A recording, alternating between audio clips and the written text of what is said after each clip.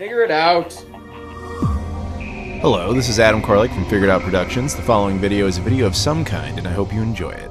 Hey guys, it's Adam here, and welcome to PlayLoad. This is all my video game pickups for the month of July 2019. Zany month, compared to last month anyway. Last month I literally had no games, I just had stuff. This month I got a lot of stuff, but I have a few games this time, you know, let's change it up. First, before we start any of this though, I do want to take the opportunity to kind of thank you guys for your patience and apologize at the same time, because the travel cycle I've been on since the beginning of June of this year has been psychotic. And because of that, I've only been able to make content in like the handful of times when I'm home, which is not much. I think I spent something like 5 out of 49 days at home. The rest of the time was on the road somewhere.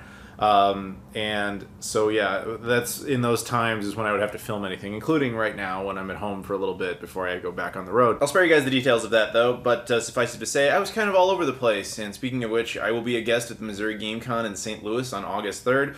My 4th year in a row, so hopefully some of you guys come on out. Thank you very much for the support, everybody, and as always, support in the social options, all Instagram, Facebook, Patreon, Twitter, all that stuff in the description. Please like, comment, and subscribe. I hate saying that. God, do I hate saying that, but it's what I gotta do. So anyway, while you're here, let's talk about games.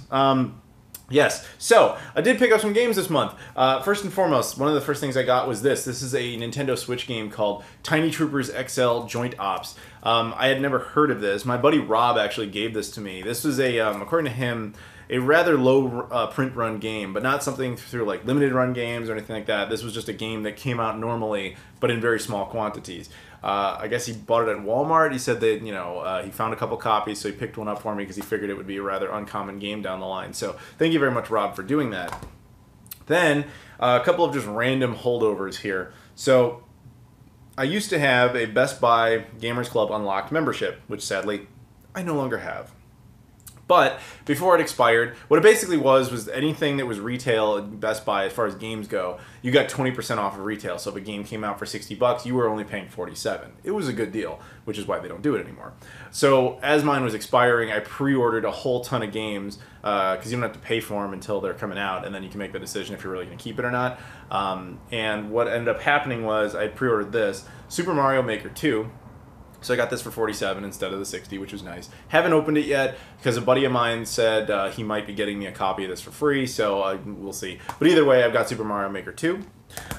Same kind of goes for this as well. Judgment, Sega's PS4 hit. And good for them, man, like, because this was a spin-off of the Yakuza franchise. And the Yakuza franchise was another, like, black sheep for the Sega family. It was like a franchise that was great, beloved by fans, but really wasn't performing all that well. And finally, Yakuza has gotten that respect. Like, it's actually starting to sell well to the point where it's getting spin-off games and everything like that. So, good on them. Same kind of thing, though. A buddy of mine at Sega was like, do you want a copy? So, we'll see if that happens. But in the meantime, I at least have my guaranteed physical copy just sitting here. This one, same basic deal. Sega actually did give me a digital code of this, but I wanted a physical one. This is Team Sonic Racing for the Xbox One. Really cool game. It was a lot of fun. This one was on sale at Best Buy. Now, getting back to that, I still have access to a Gamers Club Unlocked account. It's just not my account. And it's good for another like 6 months or so. But so you still get the 20% off. So this one was on sale. It's a $40 game. It was on sale for $30, and then you still get the 20% off on top of that. So it was a nice little deal right there. And the same goes for this Resident Evil 2 remake, which was fantastic. On sale for $40, 20% off of that. So you're paying $32 for this game. Really cool. Fantastic. Absolutely fantastic game. So good to pick those up. I went to Too Many Games as a very last-minute guest. There's my badge, which was fun. I hadn't been to Too Many Games in a few years, so it was nice to go back to that and kind of revisit it and see what it's like. And that was a unique one, man, because when I go to conventions, like, you know, people, I mean, they're there to, that's the people who are going to know you, most likely, but usually it's, you know, like you get a couple people here and there, or if you're at your booth or whatever. That was strange, man. Like, I tried to just do a couple walk-arounds of the floor, and I was getting stopped, like, every 5 seconds. Like, it was weird. I don't know why. It was very unique, but I was very happy about it. So thank you to everybody who came out to Too Many Games and was cool enough to come up and say hello. I appreciated that. So I didn't get all that much stuff there, but I did get a couple of things. The first thing I was most excited about was, the big thing on my target list was, I knew that there was a Sega 32X game that was relatively common, but I didn't have, and that I was looking for. But the stupid thing was I couldn't remember what game it actually was, like offhand. And I just kept being like, if I see it, I'll know. And I kept seeing it, but I didn't know. Until eventually I just felt like, all right, the convention's getting near the close. I should really double check, which I should have done the whole time, but I never did because I'm an idiot. I decided to check, and it was this. NFL Quarterback Club. A game I had seen a million times and just kept walking past. But yeah, then I realized, wow, that game is so common that it went past my mind to think the possibility that I didn't have it. But I did, or I didn't have it. Now I have it.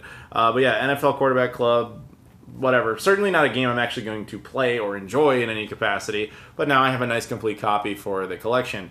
I think I'm mostly done with 32X. I think there's just a couple left. I think there's maybe one or two heavy hitters, and then there's that Japanese exclusive one. I'm not including Dark Side. I have a repro of it, and it's just going to stay that way. But yeah, I think this is like the last of the commons anyway. I also got some OG Xbox games. By the end especially, there's people with just bins of OG Xbox games they just can't get rid of. So I just grabbed a bunch that I was pretty sure I needed, and fortunately I was right. I didn't prep much for this convention, as you can guess, because it was very much a last-minute thing. All-Star Baseball 2005, Blowout, Chronicles of Narnia, The Lion, the Witch, and the Wardrobe, Dai Senryaku, I'm sure my pronunciation's off, MLS Extra Time 2002, and Ford Mustang The Legend Lives. For those who don't know, I'm still trying to get a full OG Xbox collection. I think that would be a very nice thing to have at some point, and just kind of slowly chipping away at it. I went to Paris for a bit. I was there for the Japan Expo. Now, for those who don't know, Japan Expo, like, it was my only time ever at that convention. It's not really a video game thing. It's more of a manga, anime type of thing, but I was there for two basic reasons. One, I was there to help Sega produce a video, which you should be seeing me in soon enough. And also, obviously, there was a lot of presence of Shenmue 3 there. There was Yu Suzuki himself was there for an autograph signing and all that kind of stuff, and doing interviews and just whatever. So I was kind of there for both purposes. So Deep Silver and Koch Media was giving these away. These are little Shenmue 3 plastic fans, because the environment's really hot, and the idea is you just kind of do this. This wasn't just their idea or anything. Like, a ton of booths were giving these away, but different brands. You know, there was like some manga ones from that particular booth or whatever. So they were giving these away, and I'm gonna throw this out there as a little spoiler, and a good spoiler, not a bad one. They were cool enough. I talked to people at Deep Silver and Koch Media, and they gave me a nice stack of these things. So my plan is I'm going to be doing some sort of giveaway through them, as well as myself, obviously, to the fans. I'm calling it the Fans for Fans, like, promotion. And there's more to it. It's going to have some surprises attached to it, but Shenmue fans, keep an eye out, because you still have a chance to get one of these. Let's just keep it that way.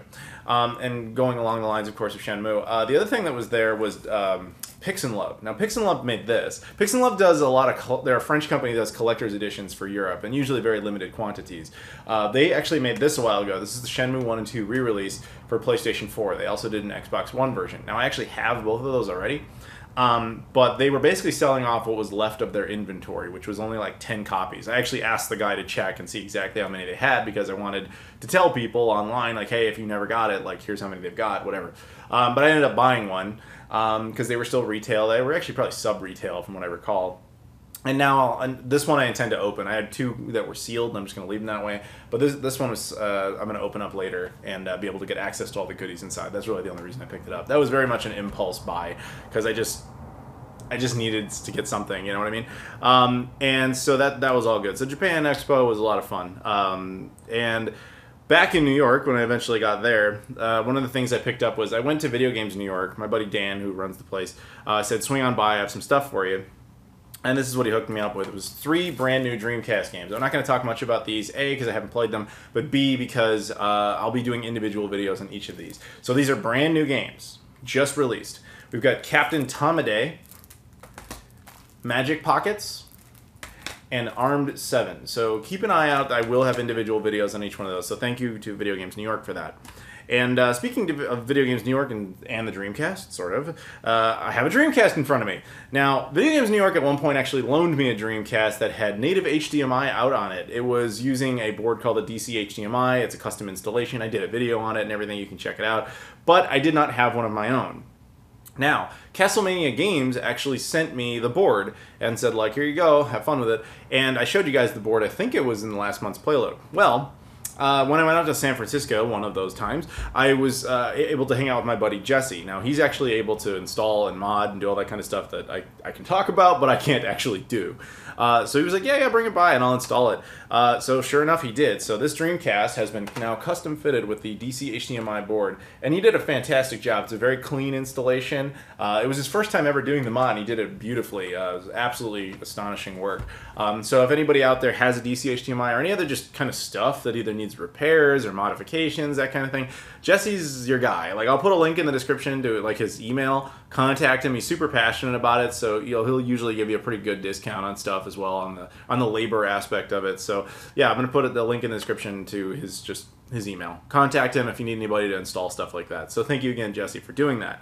So now I have one of these, and I'm thinking about kind of revisiting it and doing another video with it, because the one I had, the firmware was massively out of date, which Citrus, the guy who made that, told me. But again, it wasn't my Dreamcast, so I didn't feel comfortable just updating it. But this one is more up to date, and also I've got some new toys to tinker with, and let's get into that. First and foremost, speaking of Castlemania Games, they sent me this. This is the Super 64. Did a whole video on this. Again, basically what this is just an HDMI dongle for the Nintendo 64. It taps into the S-Video, and then it does line doubling, as well as has a smoothing option to give you a nicer signal than the N64 ever really had. It's good. Like I said, it's good. It's not perfect. There are some flaws, but again, you can watch my whole video on it if you want a lot more information. But it's cool. But what complements it and really helps it is another thing that I did another video on, which hopefully you saw as well. This is the M Classic. Now, the M Classic is... they sent me this again for a review. I did, like I said, did the video, but basically this is made by the guys who made the M cable. So what is it? It's a little dongle. The way they describe it is it's like almost like a graphics card for game consoles is the way they're kind of putting it. So what it does is you attach it to the HDMI port of anything. It's mostly designed for the last two generations of game consoles, the one with HDMI native on it. But if you have something like the Super 64 or whatever, you can attach it to retro consoles. And what it does is it performs anti-aliasing, so it smooths out the image. It upscales the resolution upwards to 1440p, which by the way looks really good. And it has different modes of operation. It's the M cable, but smarter with more features, basically, and a much better price point. Right now, I'll put a link in the description. They're doing this through Indiegogo for those who are curious. The first 1,000 people to get it for $59, free shipping in the US. You have to pay for shipping outside of the US. And then after that, people on Indiegogo will have access to it for $79 for a little while. But the retail on this is $99. So I actually, if you have any interest in the M Classic, I would check out the link in the description because you can get it for a lot cheaper right now, right at the beginning. So that's a suggestion. And to celebrate the launch, they actually sent me a T-shirt. Let me show it to you here. Pretty cool. Just says M Classic, shows a picture of it. And then it says better graphics, better pixels, better gameplay, and then has a link to their website. So yeah, anyway, like I said, I'll put a link in the description so you can check that out if you want. And of course, you can contact Jesse about that type of thing, or check out Castlemania Games, Video Games New York. You can check out all these people. A lot of wonderful people here. Speaking of more wonderful people, we have some random packages here on the side. So this first one comes from AverMedia, who all of a sudden seem to like me for some reason. In fact, I do want to thank them again because they've made my life a lot easier lately. The microphone you're hearing me through is from AverMedia. They gave me that back at E3. And if you liked these videos where I was capturing all this footage with the M Classic and the Super 64, that was actually captured with the new AverMedia, like, was it the portable gamer? Whatever, I forget the name of it, but it was one of theirs, like one of their capture devices. So they made my life a lot easier when it came to both recording and producing those videos. So they sent me a new toy to play with, and it's this, and I'm hoping to be able to start using this soon. This is the Live Streamer Cam 313. So basically, this is a webcam that whenever I get back around to being able to do live streams, like live Q&As that I used to do a lot of, which you can understand based on my travel schedule, haven't really been able to do. But hopefully this will make that process a little easier. It's a 1080p webcam that has some additional features in it. It's got extra microphones so you can get better sound out of it. It also has, I believe they told me one of the features it had was like more of like, I forget, they have a term for it, but it's basically like, better skin detection, which is like, yes, it's nicer video quality, but its actual purpose is like, you know, so you can digitally add like cat ears and stuff. Probably won't be using that feature, but it can do stuff like that. You know, like you've seen in a lot of those Instagram posts where people just have like random, oh, I have a dog's nose for no reason. I guess they can do that. But really the reason it interests me is that it's a nice high definition 1080p webcam with better audio. And yeah, so thank you very much to them for hooking me up with that. It was much appreciated. We got a couple other packages here. These both come from Sega. Now, I'm not entirely certain what's in these because they come from Sega Europe, specifically the Sega Shop of Europe. Now, the funny thing is Sega Shop Europe does not ship to the US. So everybody in the US or Canada who's watching this, just enjoy the products, just whatever's in there. Because to be honest, I don't even know what's in there. But this is more for people in Europe. If you're interested in this, you guys are actually eligible. If I wanted to buy this, I literally couldn't. They made a special exception in my case because Sega and I have a good relationship. So like I said, I don't actually know what's in here. But let's take a look and just find out together, shall we? So two of them, like I said, two arrived. One of them I'm pretty sure I know what it is. But the other one, this first box, I'm not entirely certain. Open it up. It is, oh, thank you. This is the one I wanted the most, so I'm glad this is what arrived. We got a couple of just random things. First, this is some Sonic Mania. It looks like pins, like a big pin set from Sonic Mania. That's cool. I wasn't expecting that one. Yeah, no, it's magnet set. Sonic Mania magnet set. Wow, that's actually really neat. Yeah, that's really cool. That's a nice little bonus. They also threw in, this is the Sega Mega Drive wallet. So it's a wallet. That's cool.